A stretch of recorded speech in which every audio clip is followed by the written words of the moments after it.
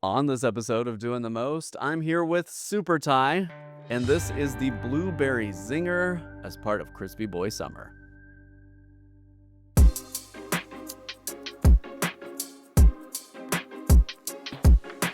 Crispy Boi Summer, you can bet I'm a stunner. Crack a cold one, no bummer. It's a Crispy Boi Summer.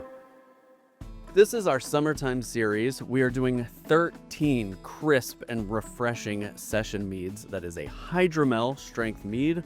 It's about 8% ABV and lower, and they are served sweet and sparkling. Today we're trying one called the Blueberry Zinger. It's made with blueberries and lemon zest. Nice and crisp, nice and refreshing.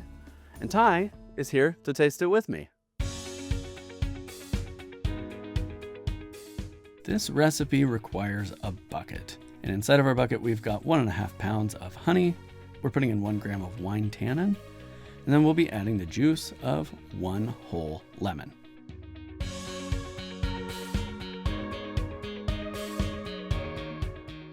Next, we'll top that up to 1 gallon with some filtered water.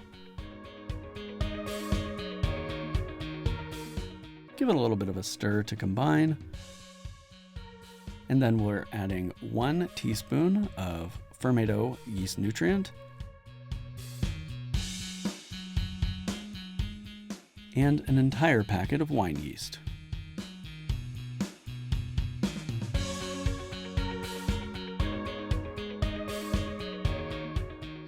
Once fermentation is done, you're going to pull 3 pounds of blueberries out of your freezer and go ahead and add those right to the bucket. That's going to need to sit for at least 10 days, up to 2 weeks. There will be some gentle fermentation on those blueberries, but not enough to blow off a majority of their flavors. We're also adding 2 lemons worth of zest in secondary. So for secondary, in goes 2 lemons worth of zest. And then we're putting in 8 ounces of erythritol, which is a non-fermentable sweetener. The yeast can't eat it, so this drink will remain sweet. Then we just rack our Blueberry Zinger on top of all that.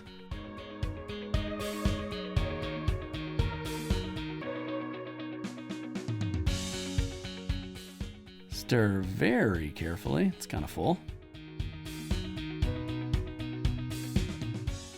And let that sit for about a week. Once it's cleared up, we're going to get that into bottles with some priming sugar. This is 1 teaspoon of table sugar per 12-ounce bottle. The yeast will eat that, turn it into carbon dioxide, and so it will be trapped inside the bottle, creating a sparkling session mead. We're also racking through a brew bag so we don't get any zest in our bottles.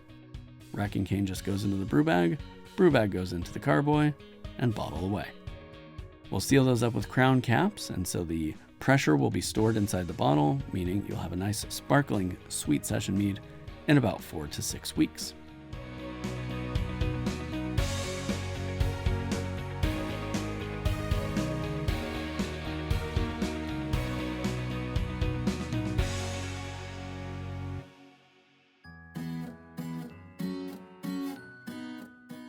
Ty is here with me at Mead Stampede. And before we kick off judging more meads for the day, we decided we would try something a little crisp and refreshing, the Blueberry Zinger. You know, if you want to support the channel, great community to be a member of. We have a Patreon and we have a YouTube membership. Great way to keep this channel going. Your support helps fund BC's process. And Ty has been a channel member for, 3-4 years now? 5. 5 years. So he believes in the power of doing the most. Oh, it's beautiful. Thank you. Away we go. A lot of blueberry meads are big, sweet, syrupy meads, but sometimes it's nice to have something that's just a little light. The whole point with this one was to make it light and refreshing, not bold and in your face. This is I like to call them lawnmower meads.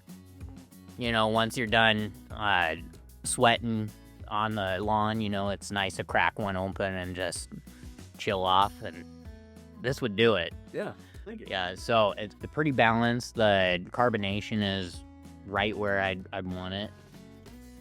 I like that hit of blueberry. Yeah, but it, like you said, it's not syrupy or heavy. You could just crack this open and pound these down all day. Yeah. Mow the lawn, drink a 6-pack. Yeah, so this is really simple, probably a fairly affordable mead compared to a lot of recipes that you find online for blueberry stuff, but it's not something that's going to take you 6 months or a year to age before you can drink. This is literally, I think, 2 months old right now, and it's ready to go, and it's only going to get better with age.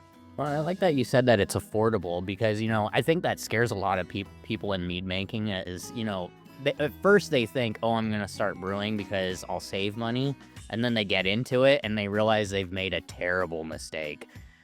But you can't get out of it because once you get a taste of home brewing, it's kind of an addiction. Yep. It's not an inexpensive hobby to be in, but I think it's a fairly rewarding hobby, especially when you can make something like this in just a few weeks. Have it in the bottle for, a few more weeks, and then it's ready to go. Crisp, refreshing, fruity, nice pop of lemon. I love lemon zest, man. Oh, yeah. It's one of the best ways to express that citrus without really getting any of that, some citruses, when you ferment them, they kind of get that weird, stomach acid taste, so. Yeah, and when you're using zest, you're not using juice, generally, and so you're not getting a bunch of acid in addition to the zest, so you can balance your acid more to your palate preference than just kind of relying on whatever came from the fruit. As Ty said, we have members and patrons on the channel. If you'd like to join the channel, click that join button right below this video, and make sure that you are subscribed and ring that notification bell so you don't miss any upcoming content from us here at Doing the Most. Ty is super active on our Discord server. I'll let him make an endorsement for that server. Oh yeah, join the Discord. There's all kinds of crazy stuff going on every day. It's so much fun. And if you have any questions, there's so many knowledgeable people. There's people doing crazy experiments, and they've tried just about everything. So they can answer just about anything under the moon. Discord.doingthemost.org. Until next time, happy brewing, and cheers. And have a drink on me. Homemade brews and various how-tos, everything from mead to roast, bake creation, fermentation, inebriation, doing the most.